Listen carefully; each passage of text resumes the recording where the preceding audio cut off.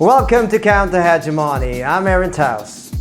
You might have heard of this guy, Cristiano Ronaldo. Earlier this year, the Portuguese football superstar announced his transfer to the Saudi club Al-Nassr, making him the world's highest paid athlete thanks to his yearly salary of over $200 million. In August, another famous football player, Neymar from Brazil, confirmed his transfer to the Saudi club Al-Hilal. Neymar will make at least $160 million a year, which is about 6 times his previous salary at Paris Saint-Germain. With Ronaldo, Neymar and the French striker Karim Benzema, 3 global football celebrities have already relocated to the Saudi Pro League. Several younger football players from European clubs have also moved in the same direction. And this could be just the beginning. Saudi Arabia's public investment fund has reserved $20 billion for player transfers until 2030. So will Europe soon cease to be the center of world football?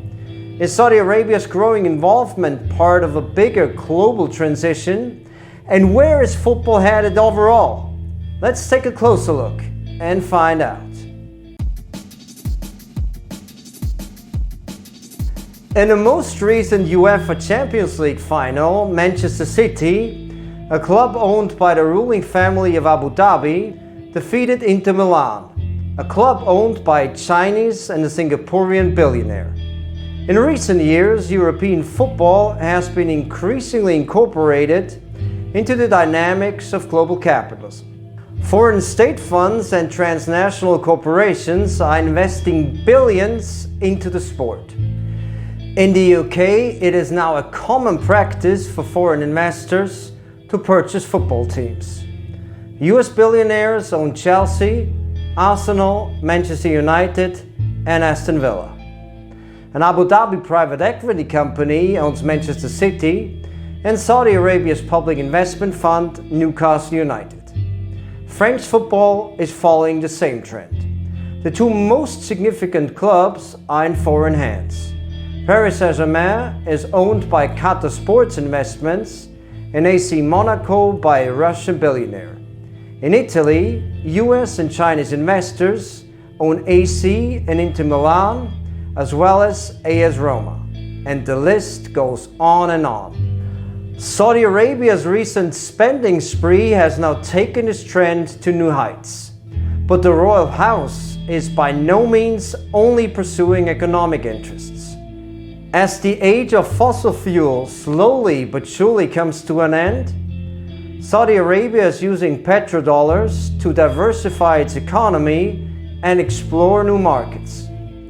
Taking over European football teams serves to expand its political and economic influence and strengthen bonds with European governments. At the same time, investing in football is also a component of Saudi Arabia's national branding campaign. The Saudi leadership uses football as a tool to enhance the country's global reputation and dispel negative perceptions. Saudi Arabia is the world's 2nd largest importer of arms.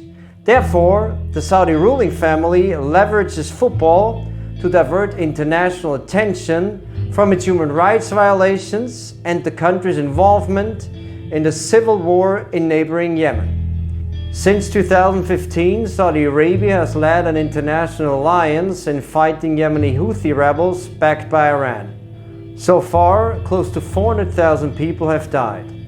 So what do these developments mean for football overall? Saudi Arabia has definitely brought the commodification of football to a new, unprecedented level. Football clubs are increasingly managed like profit-making businesses, and the game is being primarily valued for its economic benefits. In recent times, pay-per-view television agreements have been adopted as an essential means to increase earnings. And here, the focus is no longer placed on the small local fan base, but on the world market, especially on the expanding trillion-dollar markets of Asia.